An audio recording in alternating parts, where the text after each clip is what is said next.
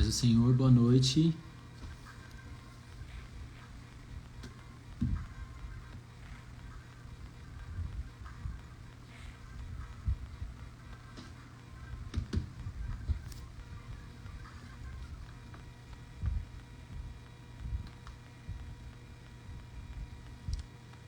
Paz do Senhor, boa noite, pessoal. Vamos iniciar nossa primeira live hoje, primeiro dia. Tema, o Evangelho de Mateus, esse mês de fevereiro inteiro, todos os dias, às 22 horas. Vai compartilhando essa live, envia para um amigo, convida um amigo seu para ouvir uma palavra nessa noite, amém? Mês de fevereiro está só começando e será um mês incrível na sua vida, em nome de Jesus. Clica aqui, compartilha aqui no cantinho, envia aí para o seu amigo. E vamos fazer chegar para várias pessoas essa live. Primeiro dia, capítulo 1. Evangelho de Mateus, para esse mês de fevereiro. O Senhor colocou no meu coração esse projeto de fazer exatamente esse mês. Por causa do Evangelho de Mateus ter 28 capítulos, mês de fevereiro, 28 dias. E aí esse mês, por ser um ano bissexto, serão 29 dias, então terá um dia a mais. E no último dia vai ser incrível também, vai ter uma surpresa para vocês. Então acompanhem e fiquem aqui, se possível, todos os dias a partir das 22 horas, hein, pessoal?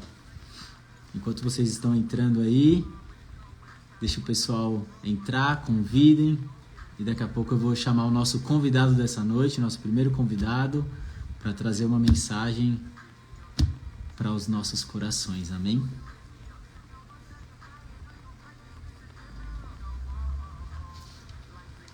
Eu ia fazer a leitura do capítulo, mas acabei decidindo por não fazer. Vou deixar a live salva, depois vou deixar o capítulo todo escrito, quem quiser ler, e vou deixar para o convidado que for fazer uma exposição do capítulo, ou for fazer uma exposição do versículo, enfim. Aí fica por conta de cada um que for entrando e for trazer a mensagem, tá, pessoal? Então teve essa mudança aí. Compartilha, envia para o seu amigo aí, chama ele para ouvir uma palavra nessa noite. Nessa noite de quinta-feira. Sejam muito bem-vindos todos que já entraram, boa noite para cada um.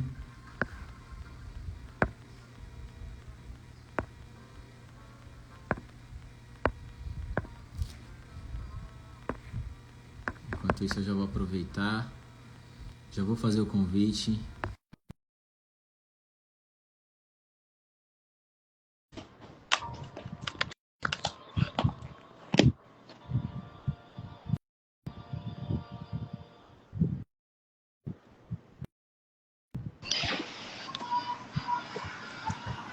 Paz, meu amigo.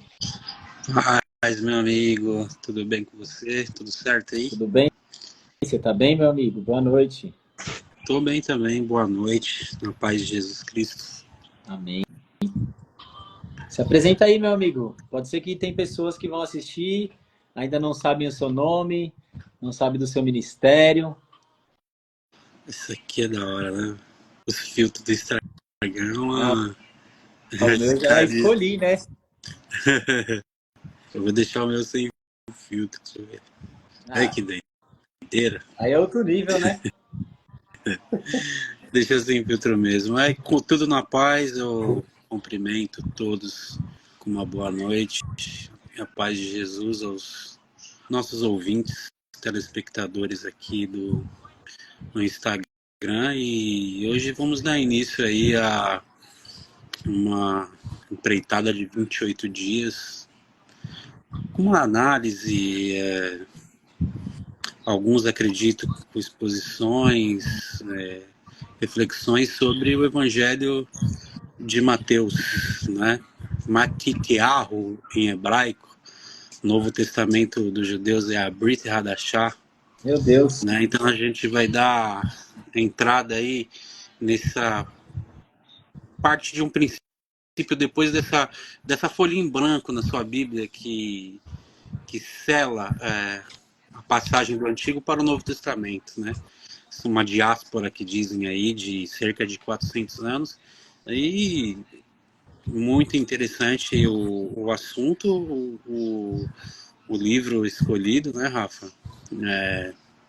Um dos discípulos apóstolos de Jesus, e que traz exemplos, a história, traz feitos, ações de Cristo, né? E sua historicidade para todos nós, né? E o capítulo 1, a porta de entrada, né? Que é por demais importante aí para iniciar bem o Evangelho de Mateus, né? Os 4 evangelhos, na verdade, não é revelada a autoria, né? Mas os pais da igreja atestam ser o próprio evangelista, né? Mateus, aí o evangelho é de Jesus, segundo escreveu Mateus, né? E a data aí da escrita para os mais antigos, né? Anos 60 depois de Cristo, para os mais atuais, 80, 85, tem gente que se arrisca a dizer 100, 110 depois de Cristo. Tem a possibilidade de ele ter pegado aquele período do ano 70, né? Em que Jerusalém estava subjugada aí pelos romanos, Nero César, posteriormente o Tito Flávio Vespasiano, e daí por diante, né? É um livro bem antigo, né? Um manuscrito original que até alguns teólogos entram até em debate em questão da linguística dele, né? Se você for ver, nós temos aí o emérito professor, se não me engano é o Tasker, né? Doutor em exegese ali da Universidade de Londres, né? Que citou Mateus como uma qualificação de ser bilíngue. Tanto escrever o seu evangelho no texto original, na língua hebraica, e por essa qualificação, até o mesmo ter escrito, né, um exemplar aí amplo no grego, né? Foi dito pelo querido Tasker, né? Professor de exegese aí, os estudiosos devem conhecer ele, lecionava na Universidade de Londres, né? A gente tem essa questão importante, porque os evangelistas, né? A gente conhece os evangelhos como sinóticos, os 4 evangelistas, eles têm uma visão. Se você for ver, 90% do material de Marcos, você vai encontrar aqui no Evangelho de Mateus, né? Mateus, chamado também de Levi, Marcos de João Marcos, Paulo de Saulo, né? No Novo Testamento aí, você vê esses 3 com citações de pelo menos 2 nomes, referindo-se a uma mesma pessoa, né? Levi e Mateus. Temos aí Marcos, como também João Marcos. E temos também o apóstolo Paulo como o antigo Saulo, que nós, né, conhecemos, né? A escrita dele, a origem, né, os estudiosos, alguns acreditam que foi escrito na Antioquia da Síria, né, outros aí mesmo na Palestina, né, em território judaico. E o Evangelho de Mateus é destinado totalmente aos judeus, né? Mateus, ele teve o alcance dele, o público dele, os próprios judeus. É considerado o evangelho mais judaico, né? De todos eles, é o evangelho de Mateus, né? Então aqui no capítulo 1, né, nós já vamos ver uma referência que ele faz em todo o livro. A questão de apresentar a Jesus como Messias e como Rei. Cada evangelista apresenta Cristo de uma maneira. Mateus, ele se aplica a apresentar Jesus como Messias e como Rei. Você vai ver também no Evangelho de Mateus muitos dizeres de o cumprimento da palavra, o cumprimento da profecia do Antigo no Novo Testamento. Você vai ver Mateus se preocupando e fazendo ênfase a essas expressões de o Messias chegou, foi anunciado, foi revelado, foi profetizado, e aqui ele está, né? Então, vamos lá. dando início aí. Esse período aí de 400 anos do fim de Malaquias até iniciar Mateus aí, o Novo Testamento, são cerca de 400 anos. Muita coisa aconteceu ali. Muita coisa aconteceu ali, né? A gente vê o período aí da ascensão dos persas, o retorno dos judeus do exílio, tanto da Babilônia, um grupo grande, alguns fizeram estadia ali na Pérsia, outros também no Egito, né? Outros retornam, estão adorando a Deus em terras estrangeiras, terras estranhas, né? E temos a ascensão aí do Império Persa, temos a queda dele, mundialmente falando, com a questão de Alexandre o Grande. Nós temos aí a ascensão, a aparição dos Seleucidas, com Antíoco III e o Antíoco IV Epifânio, também considerado como um anticristo, aí um símbolo do anticristo do Antigo Testamento. Ele que sacrificou um porco lá no altar de Zeus, né, a divindade-chefe do panteão grego, né, um porco, desculpa, no altar de Jerusalém, do templo, ao deus Zeus, que é o chefe da divindade do panteão grego, né? E nós vemos aí também, depois do Seleucidas, a ascensão de Roma, da Grécia, a opressão que Israel, que Judá teve sobre o governo romano, aí no caso. E você vai analisar, você vai ver também em alguns dos registros as questões que Roma oprimia Israel. Uma delas era a coleta de impostos, né? Eles tinham até um acordo em um documento pelo Senado romano. Eles tinham vamos dizer assim, um acordo fixo, de um valor fixo durante 5 anos. E Israel estava sendo subjugada, e isso até como uma forma de tortura em questão de impostos, porque o que excedia esse valor era considerado como lucro para eles, né? E dentre esses tais magistrados, a questão do Senado, do governo, da opressão de Roma em cima de Israel, a gente vê até por registros a questão de impostos em questão de terra, e também, se não me falha a minha memória, era um tipo de imposto que era como se fosse considerado como um imposto de renda. Me falhou a memória aqui qual que é o nome desse imposto, né? É chamado imposto de pedágio, agora eu lembrei. Os impostos de pedágio era como se fosse o nosso imposto de renda. E tinha o imposto das terras, né?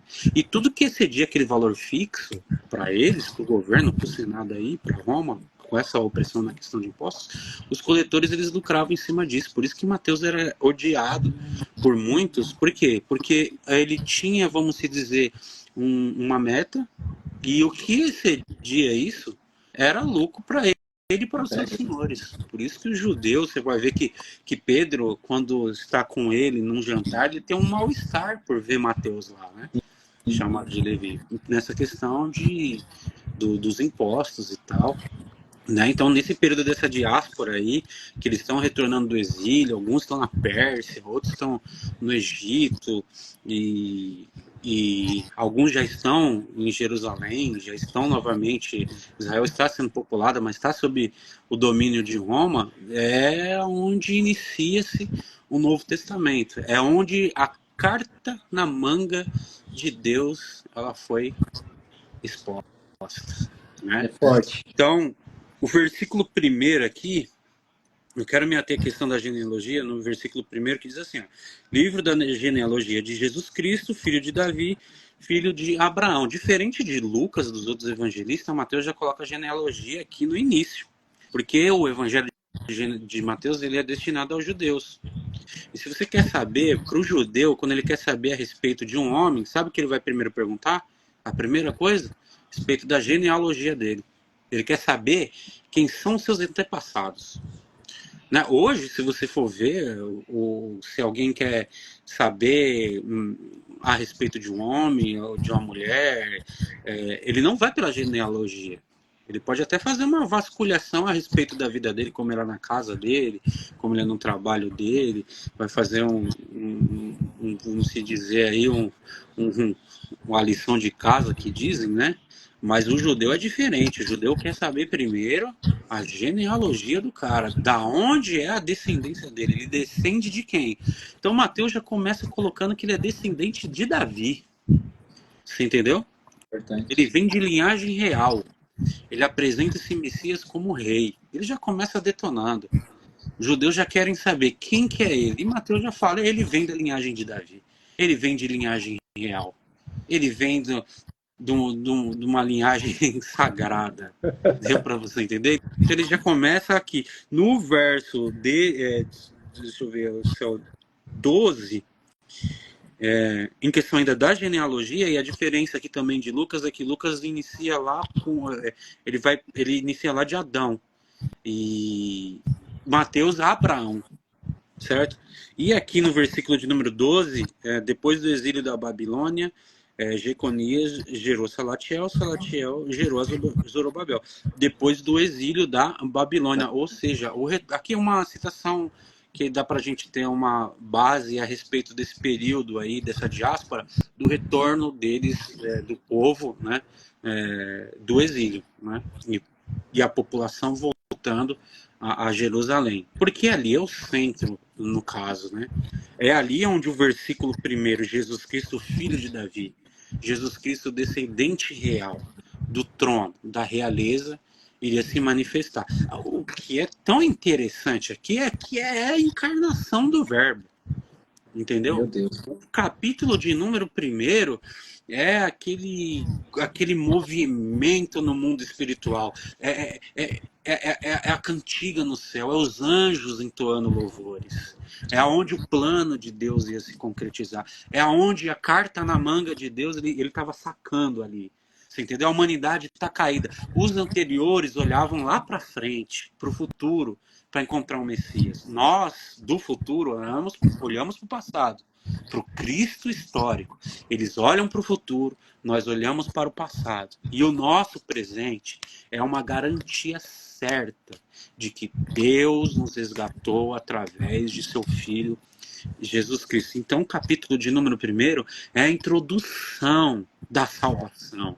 É a introdução do verbo de Deus. É a introdução da salvação da humanidade. Então, eu vou fazer esse texto, eu quero ler esse texto junto com todos que estão conosco. Resumindo, genealogia do versículo 1 ao versículo de número 17. Eu li o versículo 1 para trazer clara e explicitamente a questão também do destino do Evangelho de Mateus aos judeus, em questão aqui. E o versículo 1 ele traz a linhagem, a realeza. Por quê? Porque se você pergunta para o judeu, a primeira coisa que ele quer saber a respeito de um homem é a sua descendência. Para, sim, caracterizar e ter noção de quem é essa pessoa. Então, Mateus está dizendo para todos os judeus, não importa se no ano 60 depois de Cristo, ou se no ano 100, como alguns dizem, eu acho muito difícil ser no ano 100, mas vai 80, 85, ou se ele passou por esse período do ano 70 da destruição de Jerusalém, se esse evangelho ele já está, como se fosse uma alerta rápida. Olha, prestem atenção, vocês querem saber quem é esse homem? Ele é da linhagem de Davi. Ele é da realeza. É o sucessor do trono. É o filho do Deus bendito. Então, o rei é introduzido no primeiro versículo. O primeiro versículo da Brit Hadashah, do Evangelho de Mateus, já apresenta Jesus como rei, como realeza, como divino, como aquele que governa todos e tudo. Vamos lá. E o versículo de número 18 ao 25 vai trazer uma breve reflexão sobre a questão do nascimento de Jesus Cristo, que é por demais importante, né? É algo incrível, né? Nós vemos aí nessa genealogia, né, que ela retrocede até Abraão, né, uma genealogia judaica, e Jesus é apresentado aí como esse herdeiro, né, o descendente de Davi, né? E aqui no versículo de número 18, o texto sagrado diz: ora, no nascimento de Jesus Cristo foi assim. Estando Maria, sua mãe, desposada. Desposado aqui é recém-casado. Recém-casado com José, o desposado, sem que tivesse antes coabitado. Antes coabitado aqui é conhecido ou tido relação sexual no seu matrimônio, entendeu? Eles eram recém-casados, só que eles ainda não tiveram uma relação sexual. Então, olha só, achou-se grávida pelo Espírito Santo, certo? Desposado, recém-casado. Antes de ter coabitado, não houve relação sexual. Não existe cientificamente uma possibilidade, sem nenhum e qualquer envolvimento. Óbvio que naquela época não haveria inseminação, mas impossível pela ciência uma mulher se casar não coabitando com um homem, certo? E aqui já é uma coisa interessante. Gerado pelo Espírito Santo. Olha só. O texto diz que ela achou-se grávida pelo Espírito Santo. E é já bom alguém você ouvir isso daqui. Você pode, às vezes, ter ciência de algumas, né, vamos dizer, teologias por aí, que dizem da criação do verbo. Só que não. O verbo não foi criado. O verbo ele foi gerado, ok? Ela se acha grávida pelo Espírito Santo. E o verbo aqui, que é palavra, é Jesus, é encarnado, ele foi gerado, tá? Ele está no céu, no seio do Pai, e é gerado pelo Espírito Santo na madre de Maria. Cristo não foi criado por Deus, ele foi gerado. Porque antes de tudo existir, ele sempre existiu. Então ele é gerado, não criado. Criado é uma criação daquilo que não se existe. Gerado é do que já se existe. Ele sempre existiu. Então ele é gerado, não criado. Gerado. Então, pelo Espírito Santo, ela encontra-se grávida, recém-casada, sem ainda ter coabitado com José. Versículo de número 19. Aqui também é uma coisa, vamos dizer, de bom senso de José, né? Olha só, mas José, seu esposo, sendo justo, tá?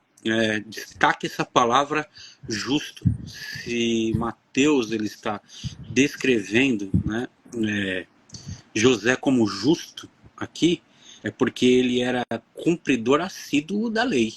Você não encontra expressões em todos os personagens bíblicos com o termo justo, certo? Você, às vezes, pode até meio que se confundir com alguma coisa e dizer que quando Deus olha para a terra, ele não encontra um justo sequer, certo? Isso aqui é uma outra dimensão de texto que nós estamos falando. Essa questão de José ser justo é porque ele cumpriu corretamente a lei até o seu matrimônio. E haja vista que, se você estudar na cultura judaica a questão do casamento, ele tem uma diferença bem grande, né, por ser cultura ocidental com a cultura oriental, né? Nós temos aí o documento, né, do casamento lá, você observando, eu vi isso até com o judeu messiânico, o Mateus Andona, lá é do noivado ao casamento. Aqui você tem período do namoro, noivado, até o casamento. Lá é um pouco diferente, entendeu? Os pais se conhecem. Primeiro o rapaz tem que ser um homem, já tem que ser formado como homem, para depois... primeiro eles pensam na formação dele como homem, depois a questão religiosa e depois o matrimônio, certo? Então, aqui, a questão de ser considerado como justo é porque estava tudo perfeito em ambas as partes, tanto da família de José como da família também de Maria, no caso, né? E existe até aquela teoria, né, de Jesus o divino, aquele que tem pai, né, no céu e não tem mãe. E aqui na terra ele tem mãe, mas não tem pai. Porque José é considerado aí como um padrasto dele, né? Entre aspas. Então, o José, ele era tão justo, né? E o texto diz assim, e não querendo infamar, resolveu deixá-la secretamente. Porque a confusão que ia dar aquilo ali entre os vizinhos, na redondeza ali, com o pessoal da língua grande, ia ser um escândalo terrível. Por quê? Porque o período que eles estão recentemente casados não é suficiente para ela se encontrar grávida. Deu para você entender? Possivelmente, se alguém menos ajuizado vesse aquela situação, é óbvio, iria classificar como que José e Maria tivessem tido um ato de relação sexual fora do casamento. E ali era considerado um ato de fornicação, um pecado, um erro contra a lei. E não foi isso que aconteceu. Então, por tentar preservar o relacionamento e preservar a sua esposa, né? Você vê que se o anjo não aparecesse, não interferisse ali, ele ia embora. Deu para você entender? Se Deus não interferisse nessa situação, José teria cometido um erro, mas não um erro, vamos dizer assim, um erro grave. Foi premeditado, mas a intenção dele era preservar sua esposa. Deu para você entender? Ele estava tentando preservar a esposa dele aqui, Rafa.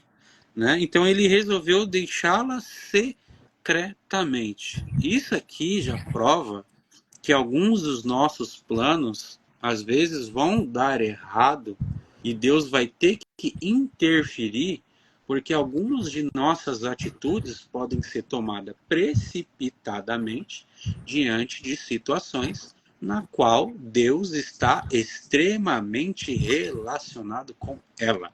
Ele não sabia que Deus estava extremamente e 100% relacionado com a situação da gravidez dela pelo Espírito Santo. Ele não sabia disso. Ele não imaginava isso.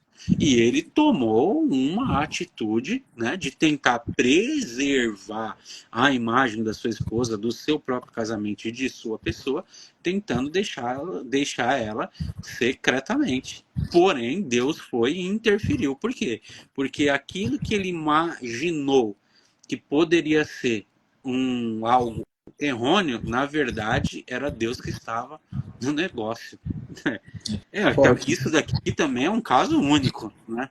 Isso daqui também é um caso único. Possível de acontecer novamente, né? Cristo é único, é um caso único, e essa gestação dela aqui, que veio através do Espírito Santo, foi algo que abalou as estruturas da história, né? Novamente, eu tenho que te dizer, nesse momento aqui, os caídos seriam levantados. Nesse momento aqui, a condenação viria, a salvação a arrebentar os seus grilhões, as suas correntes. A salvação se encarnou, o verbo de Deus se encarnou. E ele estava nascendo nesse momento. E isso é incrível, você entendeu? Você vai ver no capítulo 12 de Apocalipse que o dragão ele para de frente com a mulher. Por quê? Porque a maior ameaça dele estava nascendo. O que é salvação para mim e para você é uma ameaça gigantesca para o mundo das trevas exteriores. Deu para você entender? O que para mim e para você é a nossa salvação, a nossa redenção, é um plano glorioso de Deus para a nossa vida, para o diabo é a maior ameaça de sua história. E essa ameaça veio. Essa ameaça bateu o pé na porta e falou, abre, porque eu sou o dono dessa porta, entendeu? E ele veio nos resgatar. É por isso que o evangelista de Mateus ele diz que quando o valente chega, quando o mais valente chega para enfrentar o valente, não preciso dizer mais nada. Meu Deus. Versículo 20 diz: enquanto ponderava essas coisas, olha, enquanto ponderava essas coisas, Eis que lhe apareceu em sonho um anjo do Senhor dizendo: José, filho de Davi, não temas receber Maria, tua mulher, porque o que nela foi gerado é do Espírito Santo. Isso aqui até arrepia. Enquanto ele ponderava, enquanto ele maquinava, enquanto ele planejava, você vê, acho que isso no livro do profeta Isaías, né? Não sei se é do profeta Isaías ou se é em Provérbios. Você pode até planejar os pensamentos, os planos, o homem pode até planejar, mas a última resposta, a última palavra, ela é do Senhor. E ele interferiu aqui. Ele veio e ele mostrou a José através desse sonho, né? Um anjo apareceu para ele através de um sonho, que ele não deveria temer, né? Receber a Maria. Ou seja, não deixe sua mulher. Não deixe sua mulher. Quando Jesus, no capítulo 19, quem trabalhar no capítulo 19 vai falar sobre isso, né? Duas escolas teológicas, desculpe ao nosso querido do capítulo 19, mas é um rápido adendo. Quando as duas escolas se aproximam diante de Jesus para alguns, os fariseus tentá-lo, né, fazer errar em questão do matrimônio, e Jesus disse, no começo não foi assim, certo? Porque para o judeu o casamento é como se fosse o sinônimo de cimentação, concreto. Uniu, não pode mais se soltar. Deu para você entender? Por isso que Jesus falou, aquilo que Deus ajuntou, não separe o homem. Adultério não rompe casamento. Traição não rompe casamento. Não está escrito isso nas Sagradas Escrituras. Desde quando o adultério ele rompe o casamento? Não existe isso. Não existe uma permissão para um divórcio. Mas no princípio não foi assim. Jesus é bem claro, falando com os homens de dura serviço. E o que está acontecendo aqui? José está planejando ir embora e deixar a sua mulher. Eu tenho uma coisa para dizer para você. Todos que estão ouvindo, homens, não deixe sua mulher. Por quê? Porque ela é peça fundamental no seu ministério e na sua vida. Através dela que veio o Salvador.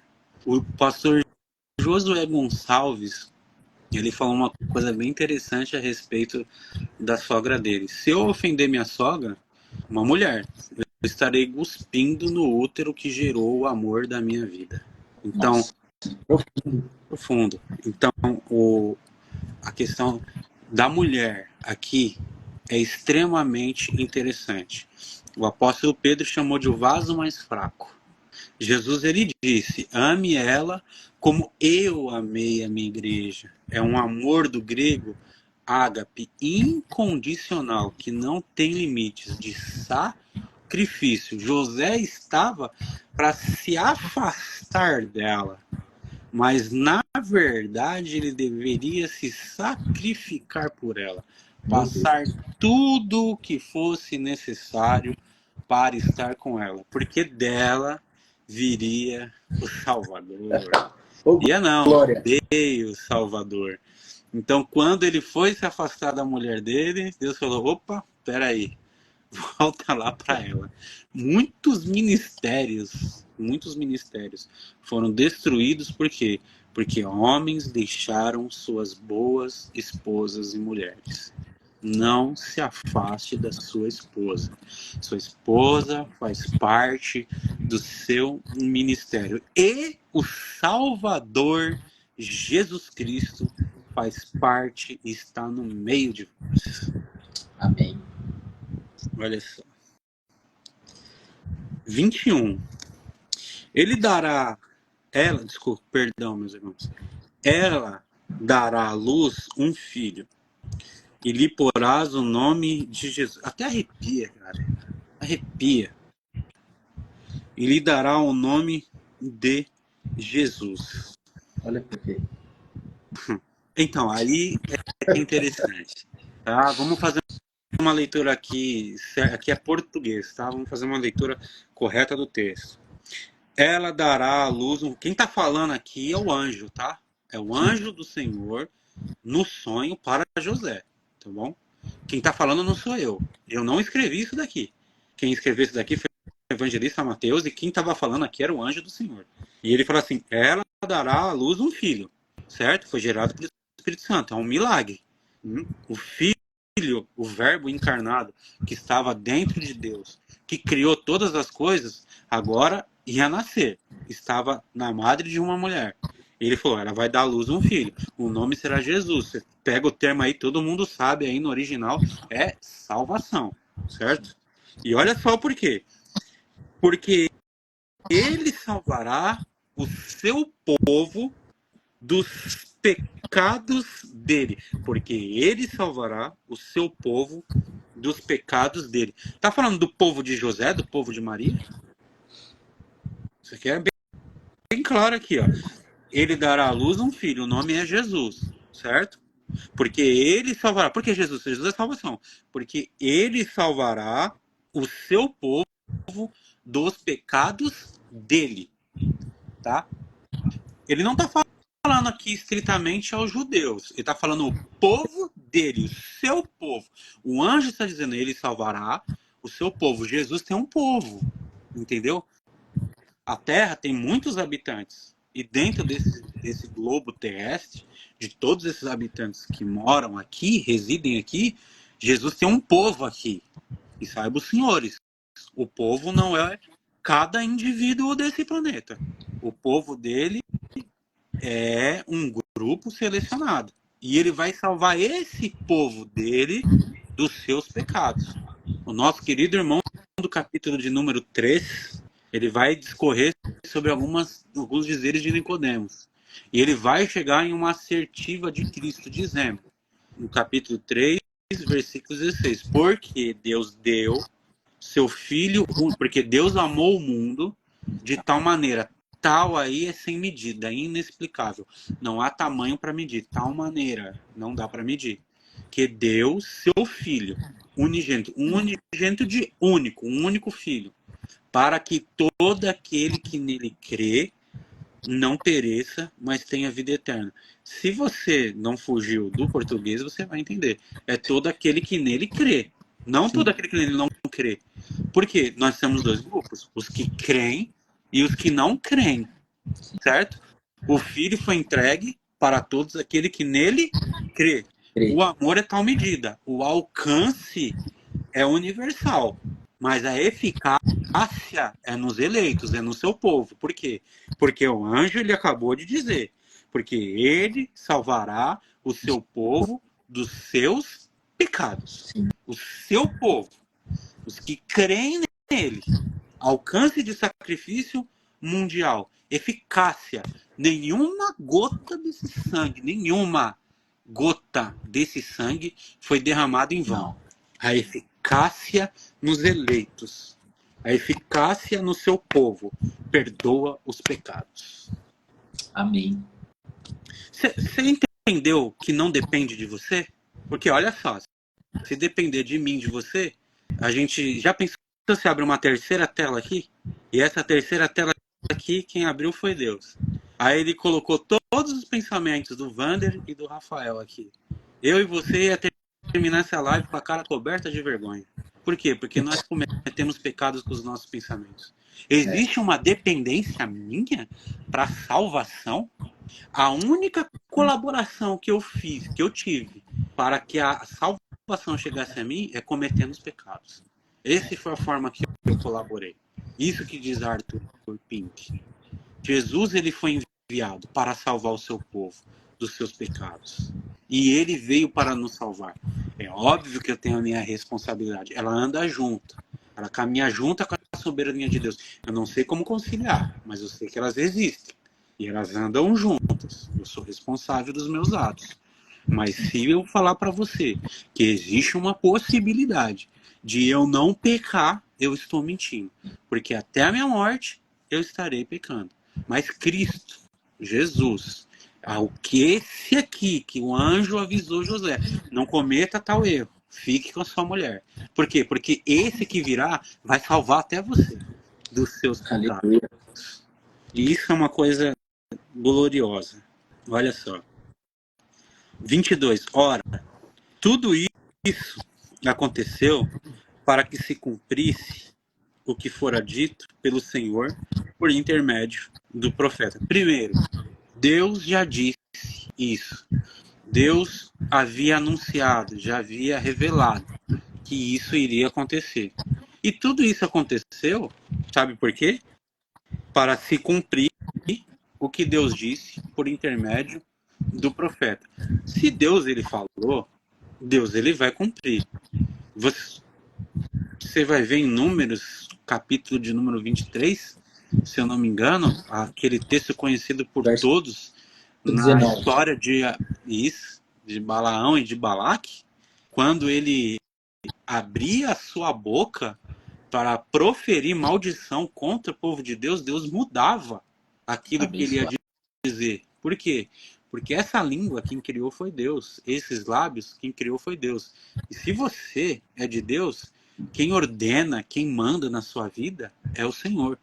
Enquanto ele abria sua boca para proferir palavras de maldição, Deus mudava e fazia o contrário. Se você é meu profeta, você vai falar o que eu tenho a dizer.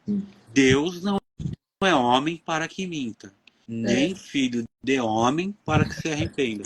Porventura, prometeria ele e não cumpriria? Ou seja, o que ele prometeu, o que ele anunciou, o que ele disse, há de se cumprir. Agora, se não foi ele que falou, irmão, não vai cumprir nada. Esquece, profeta. Vai ficar esperando aí, ó, sentado na cadeira, vai virar um esqueleto Meu Deus. ambulante, mas não vai acontecer nada. Mas o que ele prometeu, o que ele disse, o que está registrado no céu a respeito da sua vida, e foi o Senhor que ordenou, determinou e decretou, vai acontecer. Amém. Aleluia. Vai acontecer. Uma coisa bem simples para você entender o que é o decreto. Decreto é uma ordem. E existem ordem de ordem e ordem de permissão. Quero falar ordem de ordem. Deus ordenou que o Rafael, sentado nessa cadeira, deveria permanecer assim. Aí acontece diversas coisas. O sol sai um pouquinho do seu eixo e caminha um pouco à frente no espaço.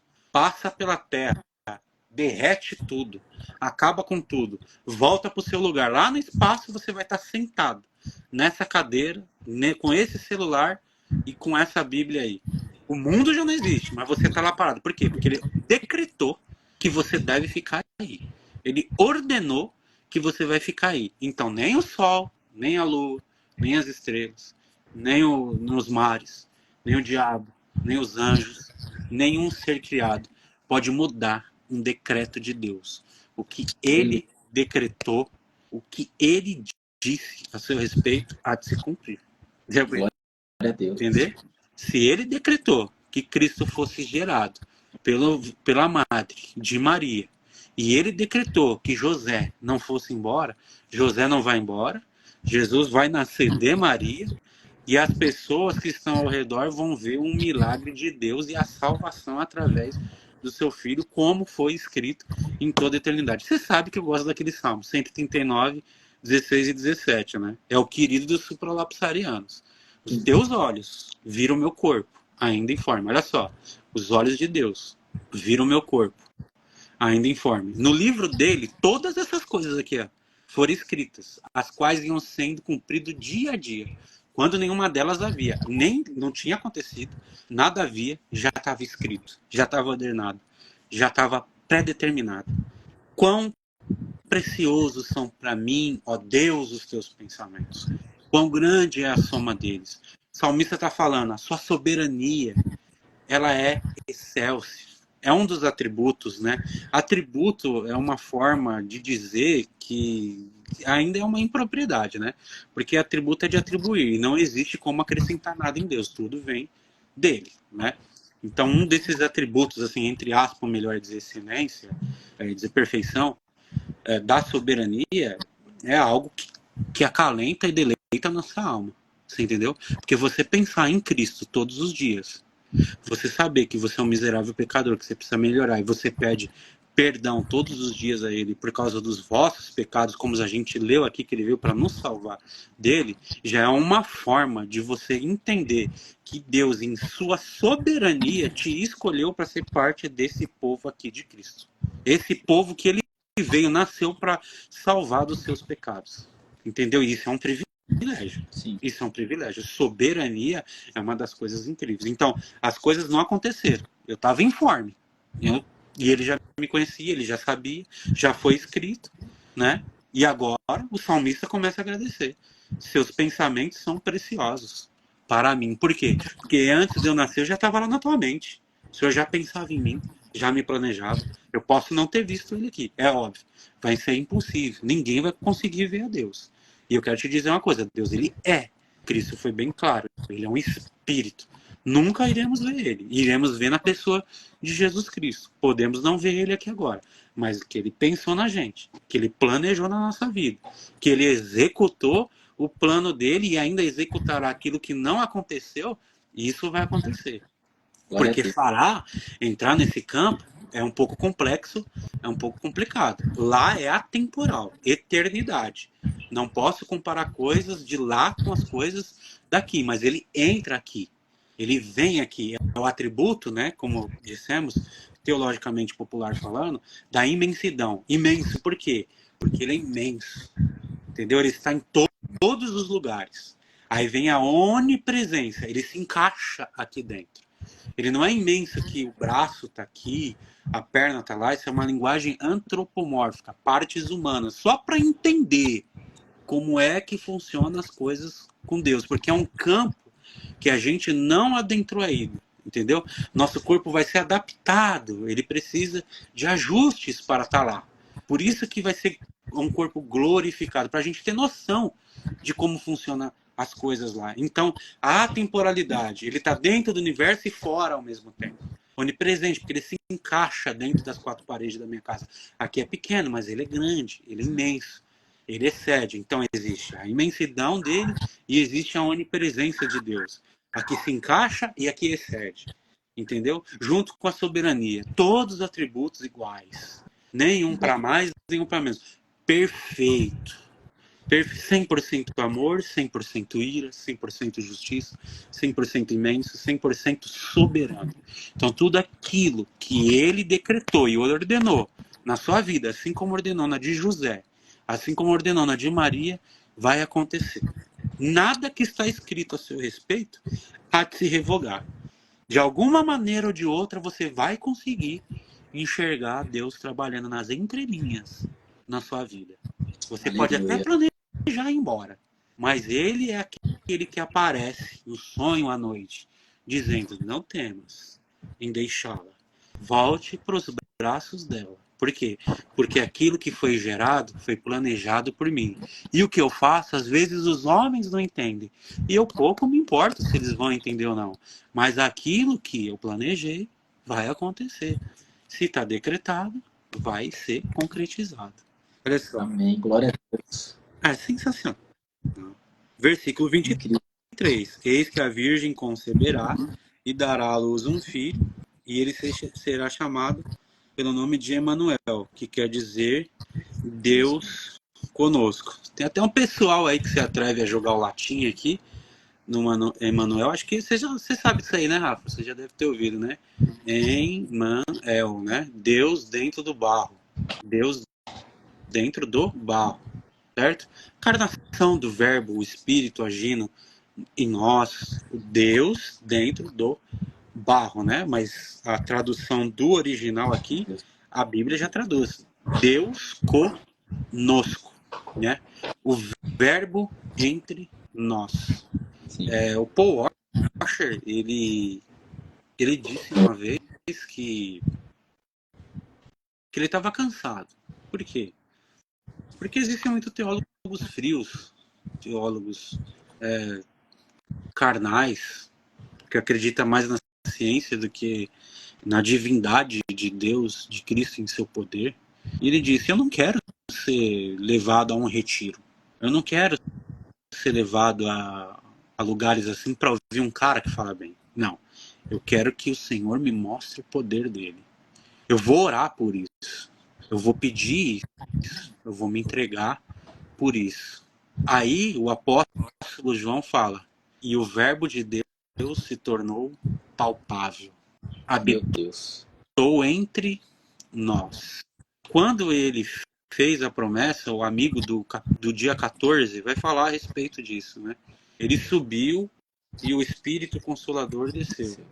E ele habita convosco, ele disse, e estará no meio de vós. Ou seja, habita convosco, com vós, e estará no meio de vós. No meio de vós.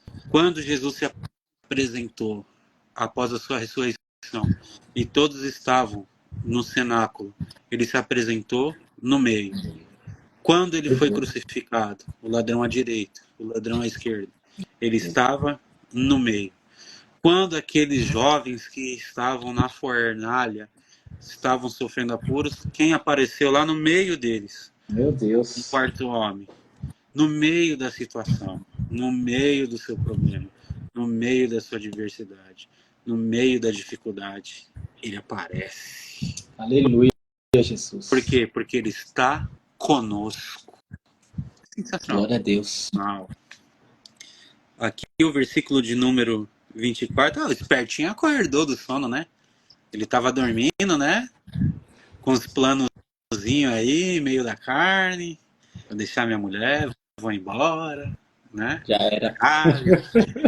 Né? Engraçado, né? Que acontece tudo isso daí, sabe o que o espertinho foi fazer? Ele foi dormir, né?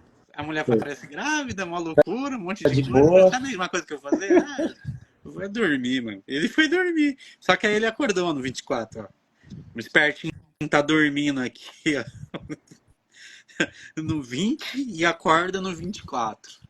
Né? E no 24, despertado José do sono.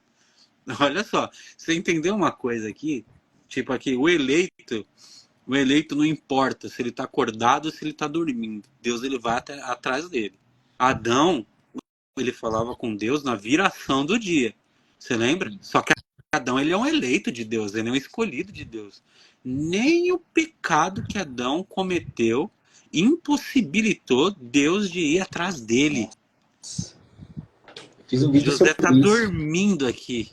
José está dormindo aqui. Deus foi atrás dele no sonho. Foi. Eu não sei, você pode estar numa sonolência espiritual, mas Deus ele veio atrás de você. Ô, Porque glória. você é um escolhido dele, você é um eleito dele. Nem que você esteja dormindo, acorda, dorminhoco. Porque Deus ele está falando com você. A Jaque disse, aleluia, o eleito dormindo, acordado, Deus fala com ele. Não adianta. Você pode estar dormindo, Não tem você pra pode estar onde acordando. fugir. Não tem para onde correr, meu amigo. O salmista disse, se eu subir nas alturas, ele está lá. Se eu subir, descer no mais profundo do abismo, não adianta, ele vem atrás de mim. Se eu for para um lado, entrar numa embarcação, por mais que a ordem dele vá à direita, ele vai enviar um peixe. Lá dentro daquele peixe, ele estará lá comigo. Meu Deus. É isso. O eleito acordado ou dormindo, ele vai receber a informação de Deus do que ele tem que fazer. Deus vai corrigir a rota. Deu para você entender? Deus ele corrige a rota. Você planeja uma rota, só que o destino é outro. E como você é alguém que Deus escolheu para estar com ele para sempre, ele vai corrigir essa rota. Deu para entender? Se você não entender por sinais naturais e claros, ele vai falar por revelações, por visões e até no seu sonho. Dormindo ou acordado, ele vai falar com você. E ele vai corrigir a tua rota. Entendeu? Meu Deus, você vai é forte. estar na rota de Deus. E olha só, com aquela criança salvadora ao seu lado. Jesus de Nazaré. Aleluia, Jesus. Olha só. Despertado José do sono, fez como lhe ordenara o anjo do Senhor e recebeu sua mulher. O anjo deu a ordem, deu as coordenadas e ele cumpriu, obedeceu a ordem de Deus.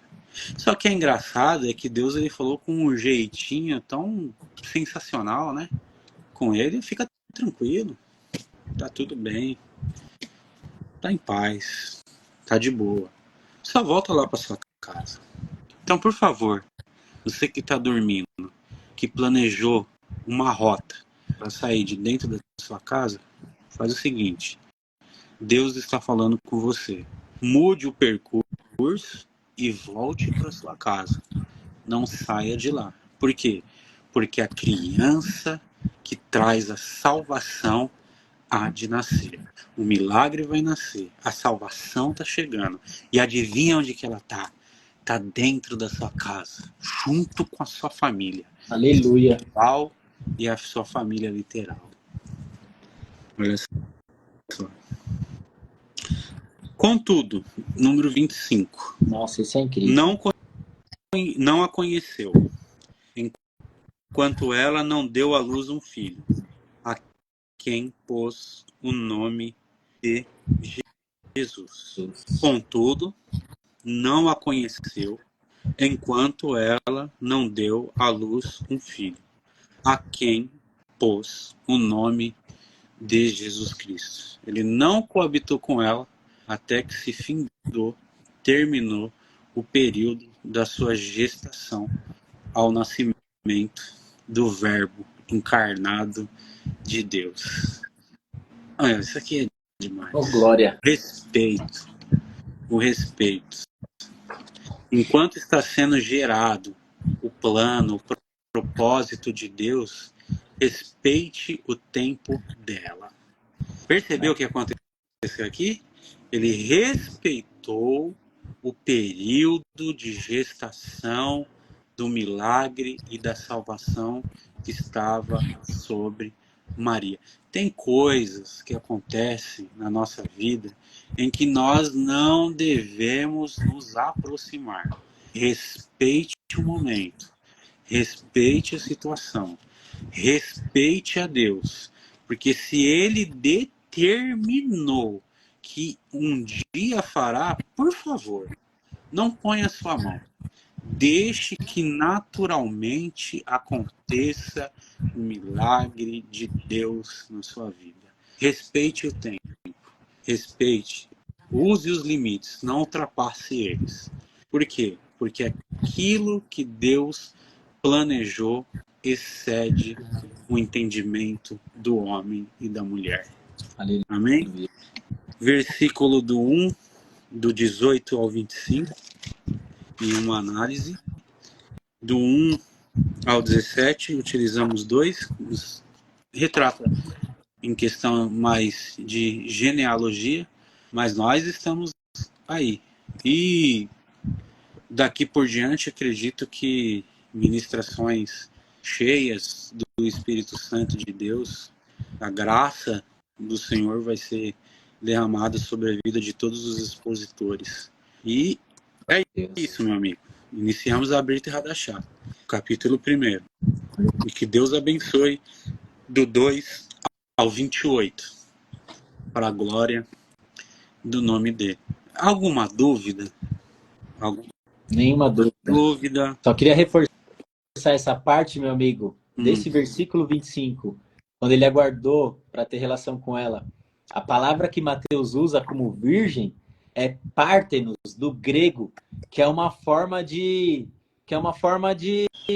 se referir, uma forma mais consistente para reforçar mesmo, de uma pessoa que nunca teve uma relação sexual mesmo. Então ele usa essa palavra do grego para ficar mais consistente, para deixar ainda mais claro isso, para não ter nenhuma sombra de dúvida que eles não tiveram relação. Porque a gente ouve muitas coisas por aí. Sim. Você sabe por que Jesus é considerado Cordeiro de Deus, né? E não carneiro. Cordeiro é o filhote. O carneiro é o adulto, é a evolução do filhote. Porque o cordeiro é virgem, é imaculado. Deu para você entender? Uma relação sexual de José com Maria macularia o feto que estava nela. Deu para você entender? Então Deus ele não permitiu isso acontecer, colocando dentro de José esse respeito. Vamos aqui respeitar o espaço dela, né? O tempo dela, né? Então, tipo, o filho de Deus não foi imaculado, de forma alguma, de maneira alguma. Nem com pecados e nem através disso. E outra. Tendo um ato conjugal ali, de José com Maria, querendo ou não, nesse momento, Maria ela está totalmente santificada nesse momento.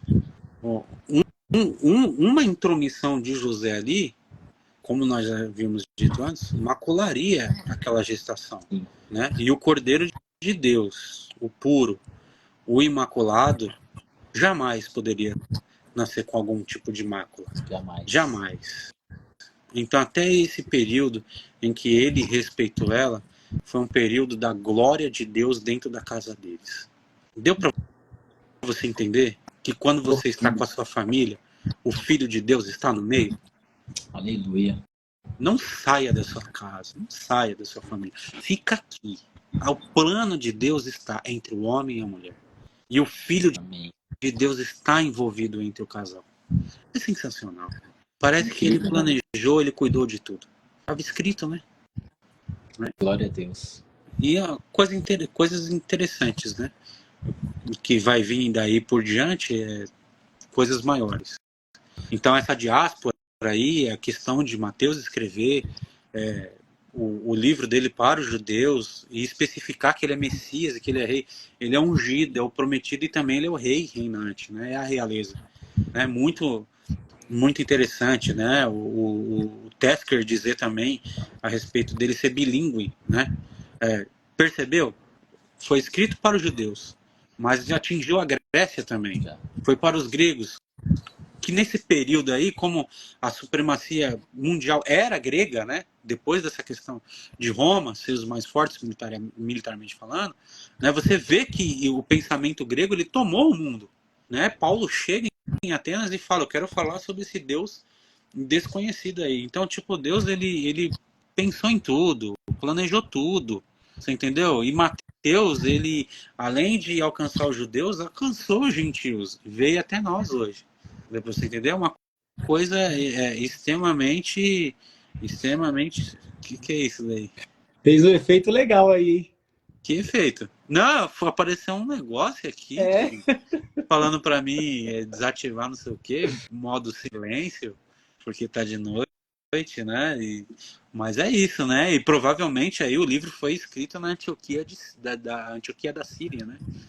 Mesmo e daí por diante, né? Os registros são originais, são verdadeiros, dão fé em Cristo, né? E é isso, né? Para a pessoa ter entendimento melhor a respeito da questão sinótica, é assim, ó. Imagine você num campo de futebol. Eu fui com o tio Dodô na Arena Corinthians uma vez. Aí lá tem o norte, tem o sul, aí aqui é oeste, desculpa, aqui é leste e aqui é oeste. Aí você imagina um jogador recebendo a bola e fazendo gol. Quem olhou do sul, que está na parte sul, no setor sul, viu ele pegando a bola de frente, viu ele encaminhando a bola até o gol, chutando e fazendo o tento. Quem olhou da norte, viu ele de outro ângulo, viu ele pegando a bola de costas, mas viu ele caminhando com ela e fazendo o gol da mesma forma. Quem olhou da oeste, viu em diagonal, tanto quanto recebeu o passe, tanto quanto pegou a bola, passou do defensor e fez o gol. Quem viu da oeste, viu da outra diagonal, da leste e da oeste, numa outra diagonal. Viam jogadores daqui, outros viram jogadores de lá, outros viram jogadores de costa, outros viram jogadores de frente. Então todos eles estão com Cristo. Só que Mateus viu de um jeito, às vezes você vê um mesmo texto, a mulher do fluxo de sangue. Está em Mateus, um exemplo, está em Lucas, só que Lucas detalha mais. Lucas ouviu de Pedro.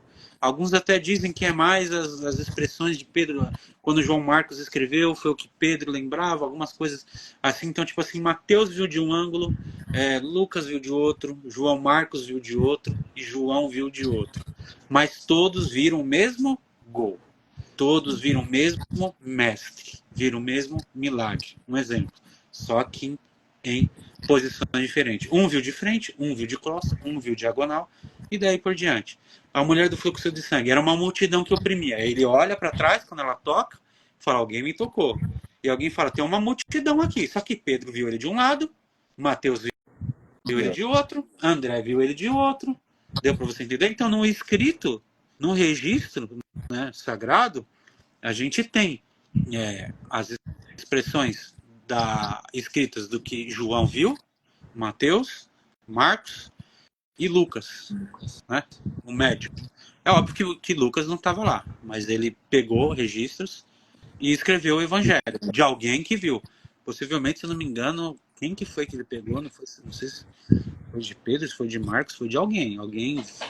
Ele escreveu que alguém relatou para ele, mas de tal forma que viu.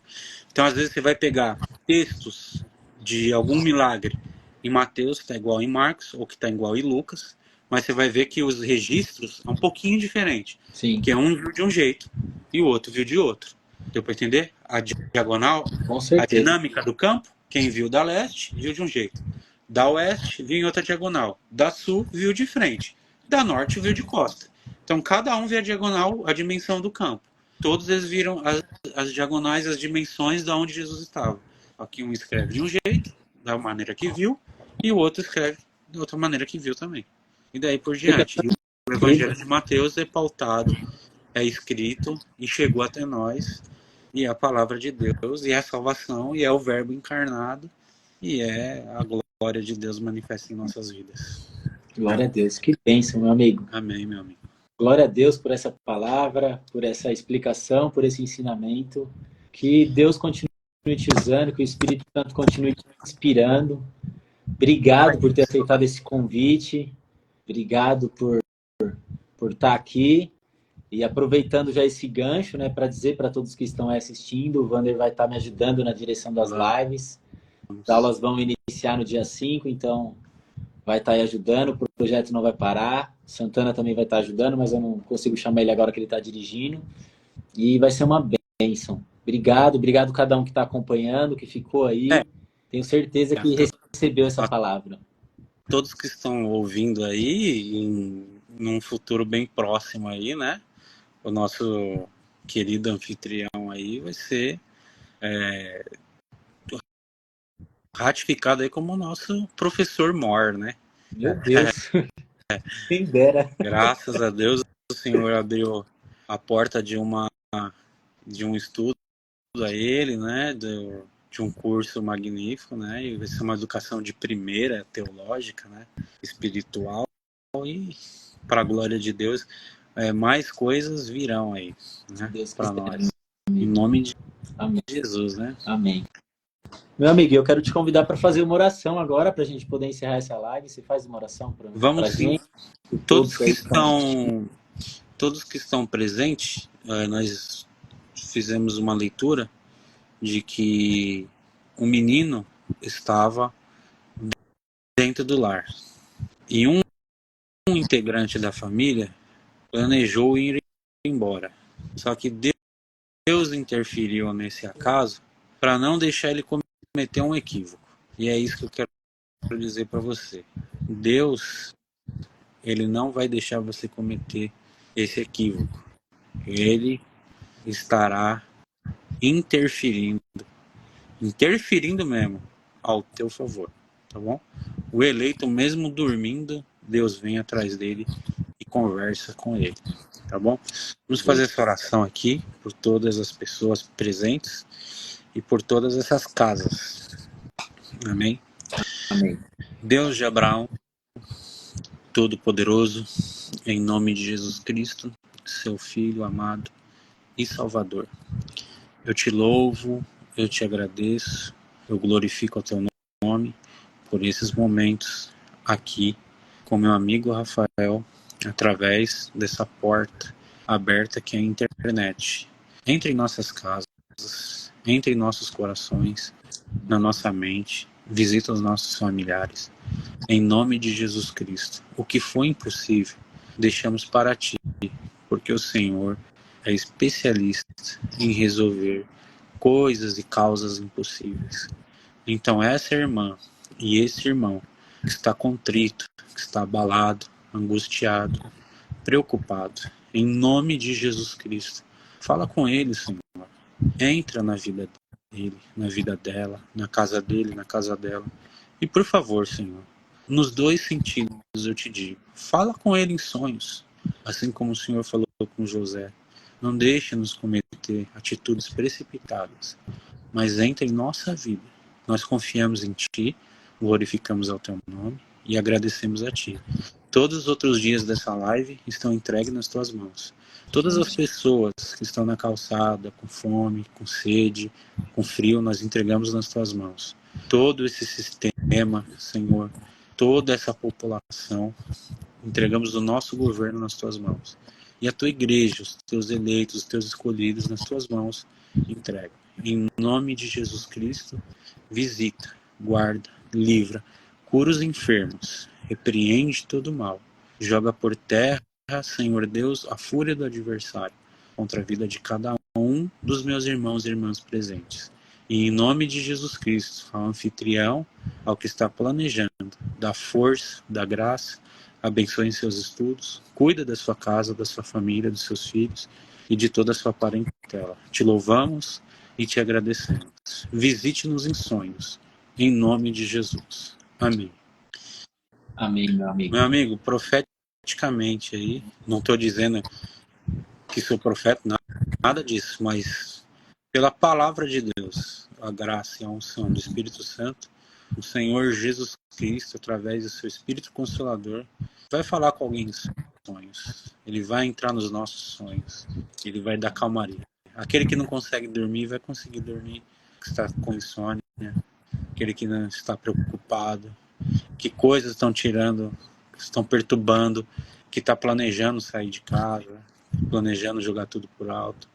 Não faça isso. O Senhor Jesus apareceu hoje e está com você. Aleluia. Amém? Ele vai falar com você em sonhos. Glória a Deus. Meu amigo, Amém, vamos tirar meu aquele amigo? print, né? De tradição, né? Vamos tirar, né? Alguém tira aí e me envia, por favor, no direct. Vamos tirar Momento aqui um print agora. Sim. Espera aí, só mais um pouco.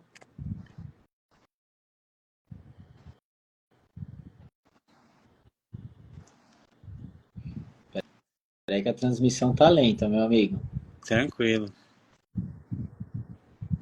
Você que está acompanhando a gente aí, compartilha a live aí com seus amigos, né? A exposição do Evangelho de Mateus, ela é evangelística e Jesus vai de encontro a todos. E não esquece de uma coisa, né? Você faz parte do Evangelho, né? No último dia, no juízo, naquele último dia, os que quiserem colocar uma desculpa, Deus ele vai colocar uma telinha, vai mostrar esse dia aqui, né? Aleluia. O Evangelho divulgado, não haverá desculpas. Jesus é a única salvação, é o único Salvador e é aquele a quem todos nós confiamos. Glória a Deus. Meu amigo, obrigado de novo. Agradeço a Deus, agradeço a você. Foi uma bênção. Não poderia começar melhor esse primeiro dia, essa apresentação, esse novo ano de 2024, esse novo projeto, e você fazendo parte. Eu estou muito feliz, muito alegre, e obrigado a todos que estão aí acompanhando ainda. Amanhã tem mais, às 22 horas, mais um convidado, capítulo 2 do Evangelho de Mateus, segundo dia desse mês de fevereiro.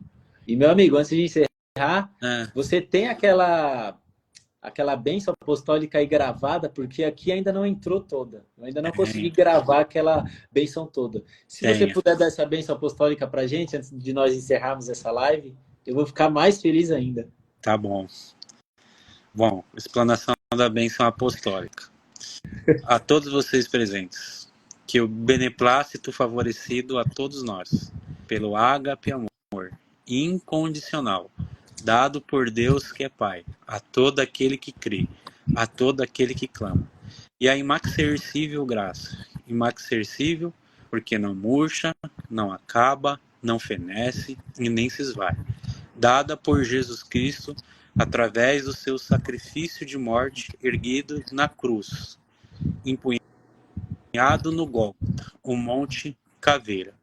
Através da sua graça, morte e ressurreição, nos concedeu tal. E a koinonia? A koinonia é a comunhão produzida pelo Espírito Santo. Seja, então, o amor de Deus que é Pai, a graça de Jesus, o Filho, e a koinonia, que é as consolações do Espírito Santo, comigo, contigo, com todos que estão aqui, aonde pisar a planta de seus pés. Todos digam amém, Amém. em seus corações. Amém. Glória a Deus. Meu amigo, Deus abençoe. Uma excelente noite. Você também. Bom descanso a todos. Amém. Boa noite, pessoal. Ficam todos com Deus. Uma noite incrível. Que o Senhor visite o sonho de cada um. Amém. Em nome de Jesus. Amém. Fica na paz, meu amigo. Obrigado, Amém. viu? Amém. Glória a Deus.